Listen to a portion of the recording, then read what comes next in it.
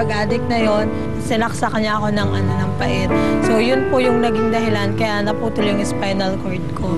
Tinaningan na po ako ng doktor. So yun po, isang himala bakit ako buhay ngayon. So bale masaya po ako kasi kahit ganito ako, merong mga tao nagmamahal sa akin. So sa mga katulad ko na merong kapansanan, kagaya nito, hindi dapat natin itigil yung ating buhay.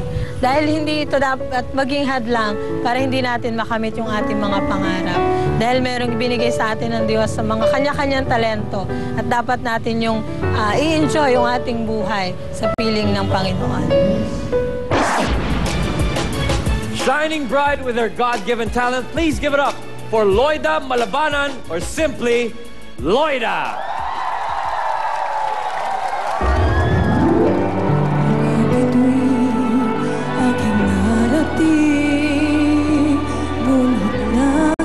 Ang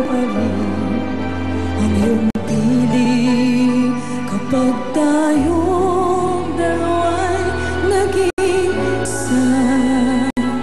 Kahit na ilang laksang bituin, di kayang pantayan ating ningning.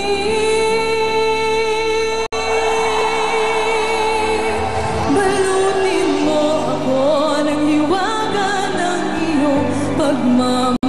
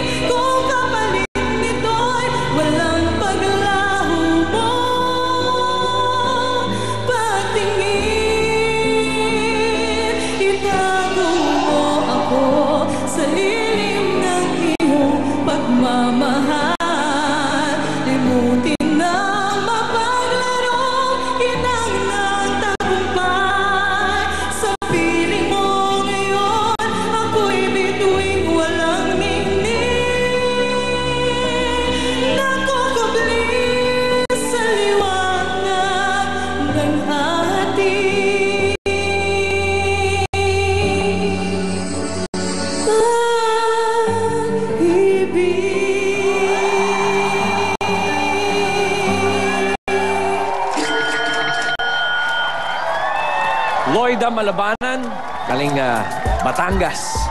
Okay, Loida, pakinggan natin ang sasabihin ng ating scouts. Val. Hello, Ate Loida. Magandang gabi. Magandang gabi din. Yeah. Naku, pagbungad mo pa lang, gustong-gusto ko na nakita ko dahil all smiles ka para sa amin. I liked your performance. I like it na sobrang positive pa rin ang outlook mo sa buhay. Tama yan. Life goes on. And keep up the good work, Ate Loida. Thank you po. Thank you very much, Val.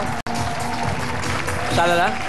Hi, Loida. Hello po. Alam mo, isa lang sasabihin ko, kaka-inspire ka. Sobra. Sobra. Ay, nako. Hi.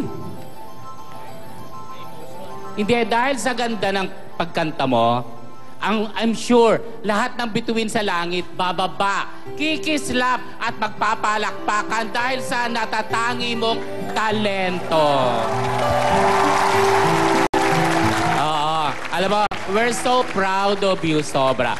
Sabi nga sa linya ni Sherry Hill, ito, you're not a second rate at lalong hindi ka copycat dahil ikaw ang bituing magniningning.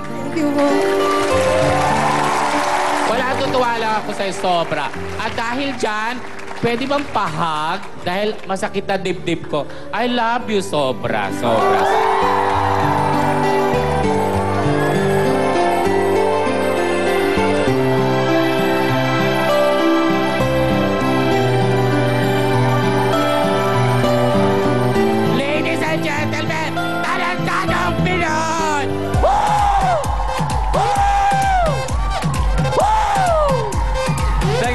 Shalala. Tuesday? Hi, Loida. Hello po. Ayan, isang pribilehiyo na makasama ka namin ngayon sa Entablado kasi alam mo yung napili mong kanta, ang Bituing Walang Ningning. Napakaganda ng mensahe ng awit na yan. Hindi lang yan basta tungkol sa pag-ibig. Alam mo, ang buhay ng tao, malapit yan sa buhay ng bituin, di ba?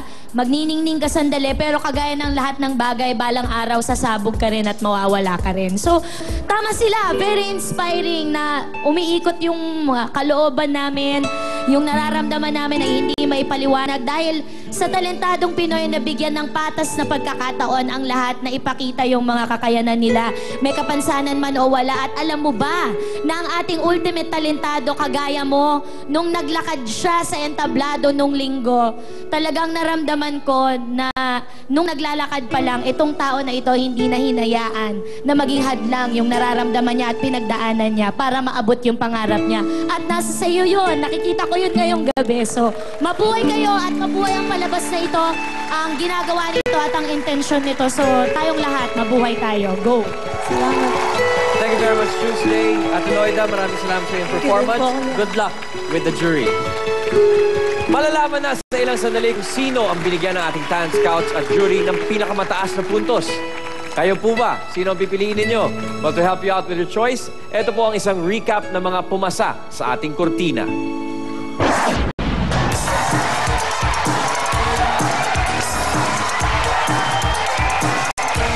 Ako si Mr. Grabe.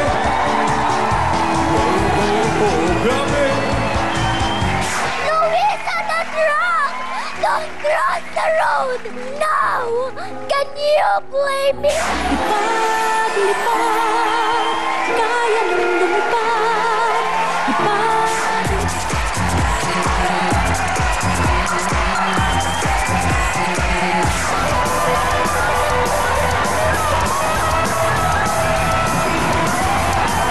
Balutin mo ako ng liwagan ng iyong pagmamahal. Why can't I fall in love? And maybe then I know what kind of fool I am. Pagpalalampasin, magbabalik ang Talentadong Pinoy!